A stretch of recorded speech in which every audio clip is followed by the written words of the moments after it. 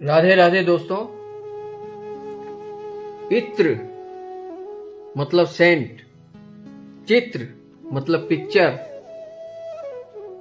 चरित्र मतलब वह कैरेक्टर। यानी इत्र, चित्र, चरित्र ये तुरंत नहीं बदलता, इसको बदलने में काफी समय लगता है दोस्तों। इंसान का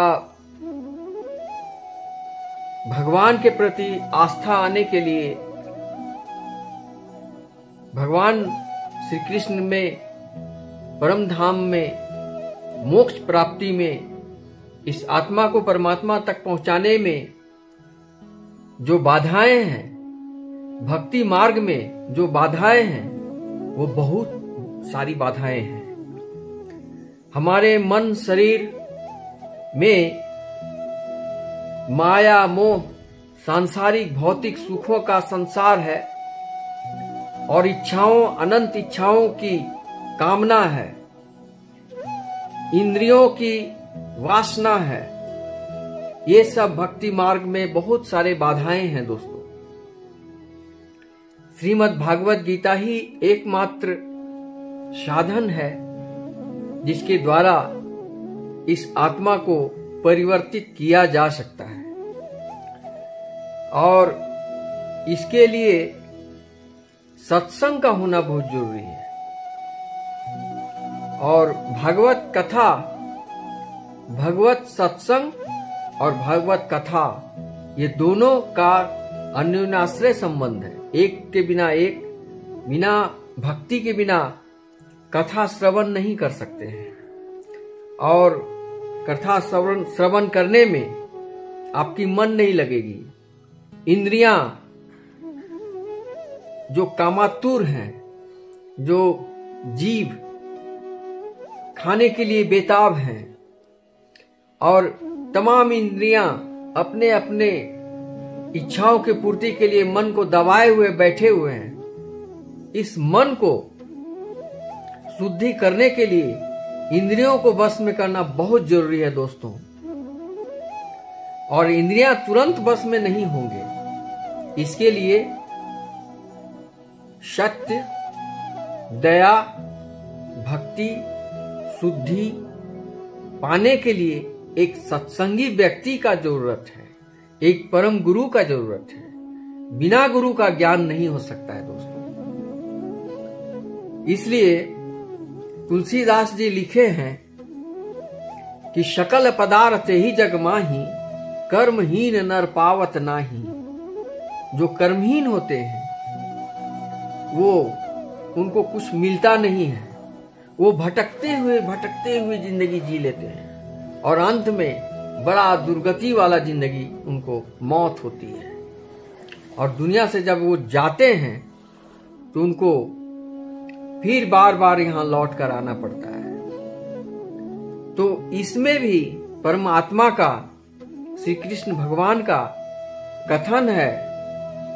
जिस समय अर्जुन ने पूछा श्री कृष्ण से कि प्रारब्ध जब इंसान को अपना कर्म के अनुसार है तो फिर आपकी पूजा पाठ क्यों करेंगे, तो वही श्री कृष्ण जवाब देते हैं अर्जुन को कि पूजा पाठ करना मैं नहीं करता हूं, वो कर्म इस प्रकार करें कि मेरे द्वारा सृष्टि किए हुए जीव जंतु प्रत्येक चीजों से वो प्रेम करे, श्रद्धा करे, किसी को ठेस न पहुंचाए, अपने कर्तव्य पालन करें, अपने माता पिता का सेवा करें, भाई बहन का आदर करें, और जिन लोगों के साथ उनका कार्य चलते हैं, अपने सहपाठियों के साथ, अपने दोस्तों के साथ ईमानदारी बरतें। इससे ही हमारी भक्ति मिलेगी उसको, और इनके बिना हमारे कोई भक्ति, श्रद्धा, शुद्धि, सत्य हो ही नहीं सकती।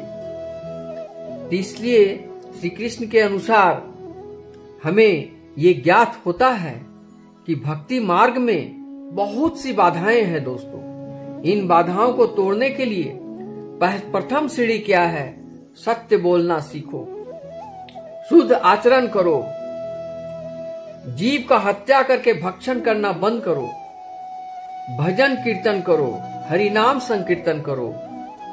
देखना धीरे धीरे धीरे धीरे सब तुम्हारा जितने भी मोह क्रोध लोभ हैं धीरे धीरे नष्ट होते जाएंगे और भक्ति मार्ग में आते जाओगे। और तुम्हारे अंदर में जो भ्रम फैला हुआ है, तुमको पता ही नहीं कि तुम बहुत शीघ्र मरने वाले हो। तुम्हें लगता है कि मैं अमर हूं, लेकिन नहीं, मौका नहीं मिलेगा तुमको। परमात्मा को याद करने का भी मौका नहीं मिलेगा, प्राण चली जाएगा। समय का पंछी उड़ता चला जा रहा है दोस्तों। इसलिए आप सब छोड़कर आइए भागवत गीता का अध्ययन करें, भागवत गीता का श्रवण करें, सुने, हरिनाम संकीर्तन करें। कोई यज्ञ करने की आवश्यकता नहीं है, पूजा करने की आवश्यकता नहीं है, तीर्थ आश्रम करने की भी आवश्यकता नहीं है। आप सिर्फ हरिनाम संकीर्तन करें और मन में शुद्धि लाने का प्रयत्न करें। क्रोध लोभ मोह ये सब धीरे धीरे चले जाएंगे। ये मोह इतनी आसानी से जाने वाली नहीं है दोस्तों। हरिनाम संकीर्तन करते करते 1 महीना 2 महीना 6 महीना साल भर 2 साल 5 साल लग सकते हैं, लेकिन एक दिन परिवर्तन होकर ही रहेगा। लेकिन तन से और मन से और मनन से ये चिंतन करना होगा कि कहीं हमसे कोई भूल न हो जाए, हमसे किसी आत्मा को कष्ट न पहुंचे, मैं किसी जीव को हत्या न कर सकूं, मैं किसी जीव की रक्षा कर सकूं, अपने जीव जंतुओं को पालन कर सकूं। पेड़ पौधे किसान जो भी काम कर रहे हैं, कृषक लोग, वो मेरे ही, श्री कृष्ण बोलते हैं वो मेरा ही काम कर रहे हैं। अगर किसान अन्न नहीं उपजाएंगे तो मेरे भक्त भोग कहाँ से लगाएंगे? ये भक्त कहाँ से आता है? ये भोग कहाँ से आता है? वही किसान के द्वारा मेहनत किए हुए अन्न से आता है। जो प्रसाद के रूप में अरवा चावल और पायस खिचड़ी जो भी प्रसाद में बनते हैं वो अन्न से होते हैं। वो अन्न कहाँ से आता है? वो किसान भाई कर लाते हैं। वो किसान अपने काम करते हुए अगर मेरा नाम लेते हैं, वो मेरा भक्त है, वो शुद्ध आचरण में है, वो पवित्र आत्मा है, शुद्ध आत्मा है, वो परम धाम को आने के लिए उनको रास्ता खुला हुआ है। तो उन किसानों को जो मदद करता है, जो उन किसानों को सही सही उपयोग करता है, पूरा उसका पैसा अन्न लेकर देते हैं, कर्ज चुका देते हैं, कर्जा नहीं रखते हैं, उनको मान सम्मान करते हैं, वो मेरा भक्त होता है। जो मेरे जीव जंतुओं पशु पक्षी पेड़ पौधे जितने भी जीव जंतु हैं उनको जो जैसे पेड़ पौधों को जो जल देता है, जो उसकी सेवा करता है, वो मेरा ही सेवा होता है। इसलिए कहा गया है कर्मण्येवाधिता रस्ते, कर्म किए जा फल की इच्छा मत करे इंसान। जैसा कर्म करोगे वैसा फल देगा भगवान। मेरा आपसे निवेदन है, सभी दोस्तों से निवेदन है कि भागवत गीता में आए और अध्ययन करें, भटके नहीं। और तीर्थ का महान तीर्थ प्रारंभ कहां से होता है? माता पिता के श्री चरणों से होता है। पिता क्या है? पिता सत्य है। माता क्या है? माता धैर्य है। भाई क्या है? भाई धर्म है। बहन क्या है? बहन आशा है। पत्नी क्या है? पत्नी जीवन है। पत्नी की बहन कौन है? तृष्णा है। इस प्रकार संसार रूपी ब्रह्मांड में आपका योगदान, आपका पूजा, आपका कर्म में शुद्धि, भक्ति, दया, सत्य का मिश्रण होगा, तभी परमात्मा को आप पा सकोगे। एक भिक्षुक को भीख देना, वो किसी का दिखावा करके नहीं देना। जब दान करते हो उसको दिखा करके दान नहीं करना चाहिए। और किसी भी दान में, पूजा में, भक्ति में, हरि कीर्तन में, यज्ञ में, पठन पाठन में, गीता अध्ययन में ये होना चाहिए कि वो दिखावा न हो, वो सात्विक हो, अंतरात्मा से हो। जिस दिन तुम्हें ये परम ज्ञान मिल जाएगा उस दिन तुम्हें किसी प्रकार की कोई विकार तुम्हारे मन में, कोई भ्रम नहीं रहेंगे। इसके लिए मैं एक दृष्टांत देना चाहता हूं। प्रेमानंद बाबा के सामने एक कन्या उठी जो करीब 9-10 में पढ़ती थी। उसने बाबा से पूछी कि बाबा मैं एक प्रश्न करना चाहती हूँ। बोलो बेटा क्या प्रश्न है? बोला प्रश्न ये है कि मेरे भाई हैं, कई भाई हैं, उनको मेरे माता पिता कभी कुछ नहीं बोलते, वो गलत भी काम करते हैं तो कुछ नहीं बोलते, लेकिन मैं अगर छोटी सी भी गलती करती हूँ तो मुझे बहुत डांट फटकार मिलती है, बहुत अपमान होता है, बहुत मेरे साथ अन्याय हो जाता है। स्कूल कॉलेज में भी टीचर लोग हमारे साथ, हम लोगों के साथ बहुत अन्याय करते हैं। लड़के लोग खेलते रहेंगे कोई बात नहीं, लेकिन हम लोग थोड़ा सा भी अगर कहीं घूमने निकल गए, कहीं लेट हो गया तो बहुत जोर डांटती है मैडम। इस प्रकार हम लोग के साथ में इतना अत्याचार क्यों? मैं लड़की होना क्या पाप है?